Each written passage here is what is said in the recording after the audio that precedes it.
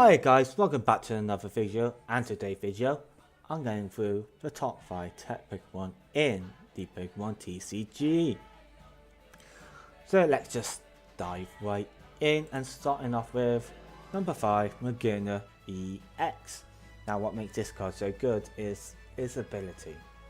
Prevent all effects of your opponent's attacks except damage done to each of your Pokemon that has any metal energy attached to it. So now this gets used into decks like Metagross, because Metagross got metal energy, and really you don't want, like, let's say someone's running a Beyond GX, you don't want them discarding 2 cards, like 2 energies from your Metagross, even though you can easily get it back with its ability, but still it just stops that from happening. Another example is Tapu Fini.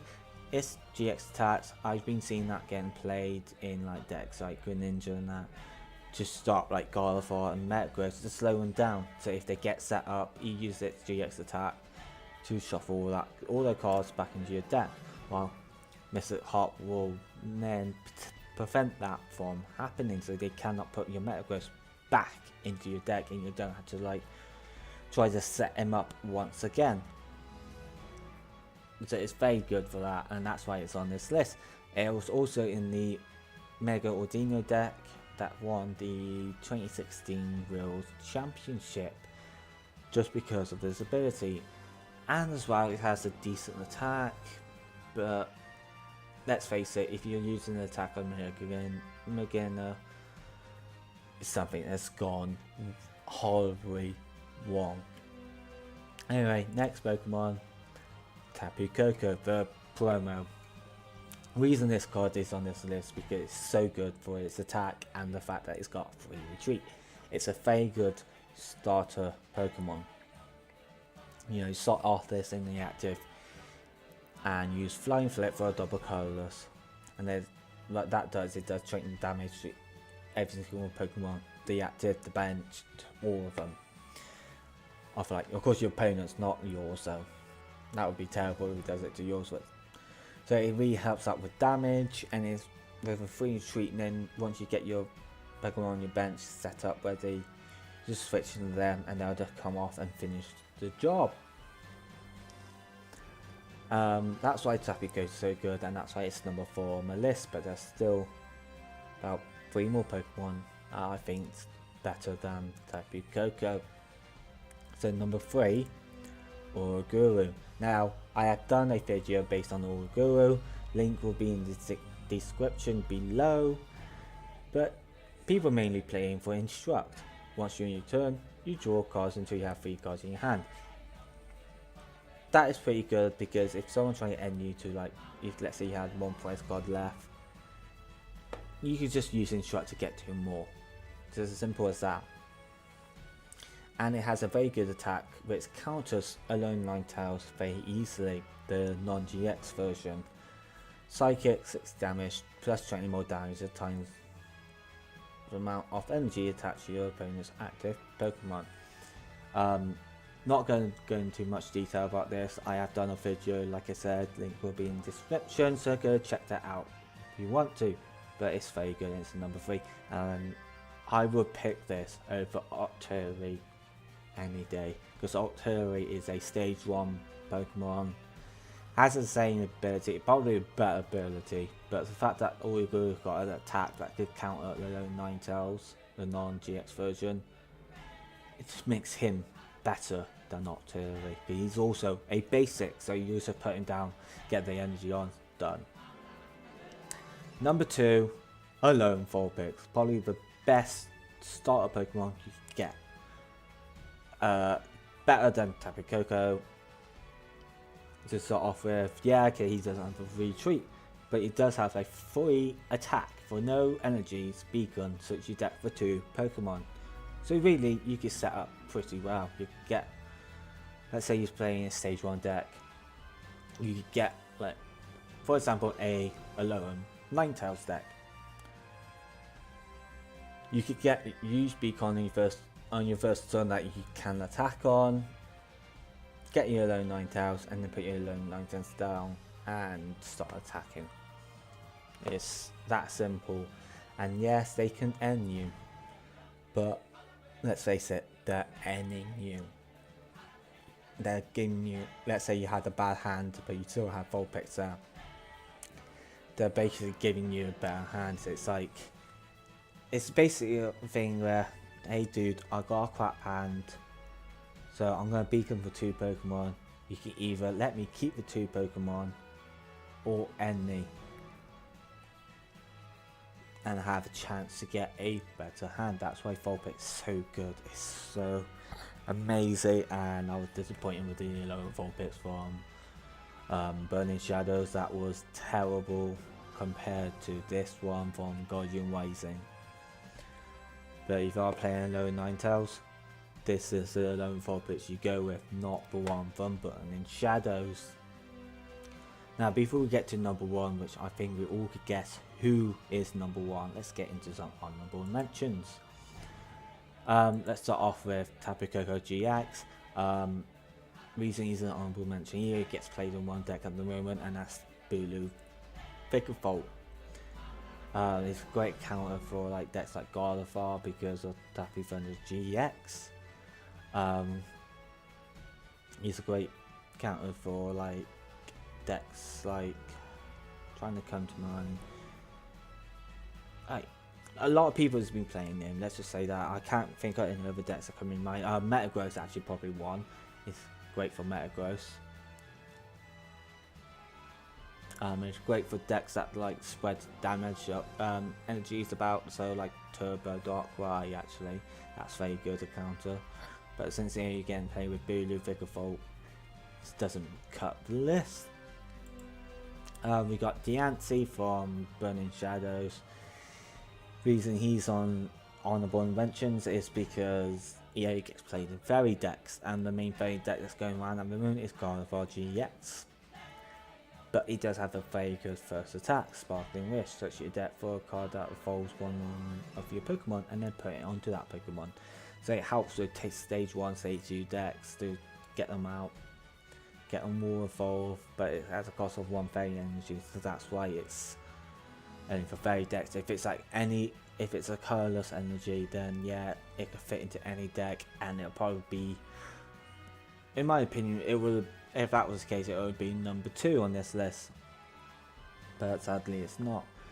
But this is the type of card we need for like Sage 2's deck to get better. But sadly it's only for fairy decks. I don't know what happened just then, but oh well. Next we got Darmize. I like his ability where all your metal Pokemon does 10 more damage, but it's finding the right deck to put in him. I think the only useful deck he could be put into is Metagross, but it's taking up bench space.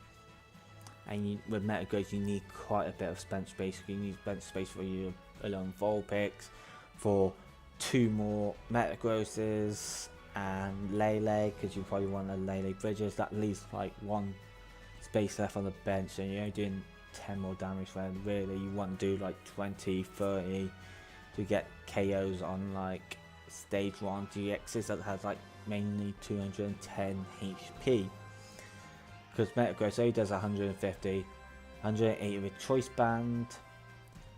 With 1 damage you could at least get a KO on like Turtonator or Lapras, but 2 more damage you could get KOs on like Hello 9000.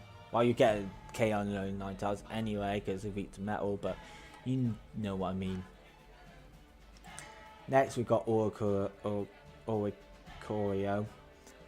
the purple one. I can't remember the names of each form, but reason he's on this list is because the 2 decks that he counters very well, by may I add, are both in expanded, and that is the Vespiquen and Night March deck.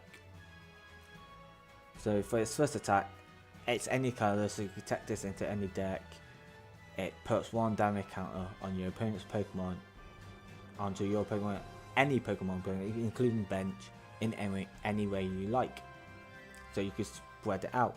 but it's for each Pokemon in the discarded. So let's say they got 10, that's like 10 damage scales. You can spread out across the board on your opponent's side, of course. And that's why it's a great counter against Night March, especially because they like to put Pokemon in the discarded pile so they can do more damage. And that's why he gets played, but it's only expanded. There's no decks like that in standard now, so he doesn't get played. Next we've got Alone Muck. I think Alone Muck gets outshined by Garbodor, and that's why he's on the honorable mentions, but he's basically got the same ability. Each basic Pokemon in play, in hand and discarded has no ability, so he would be a great counter against the new Darkrai GX. It'll shut off his ability and he stays in the discard, not actually get onto the bench. It stops people from using Tapu Lele to get the supporters they need. It stops Tapu Koko GX from going in, taking all the energies and being put into the active.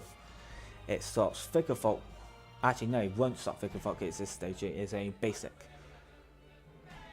And that's why Garbodor outshines Muck. With Garbodor, if it has an item, it's every single Pokemon, not just basics. And that's why, but as soon, I can see it as soon as Garbodor goes out, Willow Muck will take its place. We also got the Baby Volcanium from Steam Siege for its power heater. Choose 2 of your bench Pokemon and attach a fire energy from your discarded pile to those Pokemon. Reason he's on honorable mentions is because the only deck he gets played in are fire decks, and the only fire deck going is Volcanium Turtonator, and that's why he's on this, but he does have a good first attack, and I do like it a lot. Next we've got the Promo Lurantis. It does 20 damage for each fire grass Pokemon on the board. I think it's on just on your side. Yeah, it's just for your Pokemon, and it's only to the active Pokemon. It's great for it's mainly good for grass decks, because in fire decks, fire decks got their own way of doing extra damage, which is of course Volcanium EX. So you don't really need it in fire decks, but in grass decks it helps it out a lot. But the problem is just finding space to put him in, and I find that it will just make the deck too clunky unless you're already playing Lurantis GX, which no one is, and that's sadly why Lurantis is on honorable mentions. And then last but not least, Rayquaza. Guardian Rising, and people playing for Turbo Storm, which does 30 damage with the double colors, and you get attached 2 basic energy cards from your discarded pile to one of your bench Pokemon, which is pretty awesome. It gets played with Solgaleo, because of course Solgaleo discards all his energies, so you just Ultra Row, Rayquaza in front, Turbo Storm, get it back on Solgaleo, and he's only giving up 1 prize, so you can make it into a 7 prize card game. So that's why he's very good Techmon, but at the moment he's only working with Solgaleo, and it's not many other decks that you get played in. That's why he's on the honorable mentions. Now let's get into number 1. No surprise, it is Tapu Lele GX from Sun and Moon Guardian Rising. Reason he is a card that gets played in every deck, and that's why he's at number 1. He is a Shaman replacement, and it's mainly for the ability One's Attack. When you place a Pokemon from your hand onto your bench or in your turn, you may search your deck for a supporter card, refill it and put it in your hand, and you have to shuffle your deck afterwards. So it's very good at getting your supporters out. It's very good because you get a turn 1 Bridget off, turn 1 Lily off to get 8 cards in your hand. It's good to get your Sycamores out when you need a fresh hand. It's good to get your Guzmas out for if you need a Guzma to win the game. It's good to get your Wallies out so you can evolve straight away. It's good to get out let's say Ninja Boy, so you can switch your basic active with another basic. It's just so good, and it does have 2 other attacks, which is basically like, it's basically a Yu-Gi-Oh attacks, which is for a double colorless energy drive, 20 times the amount of energy both attached to both active Pokemon. The only problem with this attack is it doesn't hit for weakness, so even if a Pokemon is weak to Psychic, it won't take weakness, double damage because of weakness. But it's still a very good backup attacker, but if you're going to use that as your attack, something's gone wrong. And then you got Tapu Kyo GX. Heal all damage from 2 your bench Pokemon, which is amazing. But it's for a Psychic energy, so if you want a Psychic Pokemon, then it would be great. But if you're not, then really you're not going to use it. But he mainly gets played for one tag, and that's why he's so amazing. That's why he's cost so much money right now. Even with the baby, I think the baby non-for version is going over in America. I know it's roughly around $70 because it's so good. People are playing about 3 to 4 copies. I only want 1 copy in my deck, but that's only because I only got 1 Melee. But other than that, Lei is so good, and that's why he's number 1. It's no surprise that he's the number 1 tech. But that'll be it for this video. If there's any cards I've forgotten about, just let me know down in the comments below. But if you have enjoyed this video, please hit that like button, subscribe, and share this video with your friends, family, and all the other strangers around the world. And I shall catch you in the next video. Goodbye.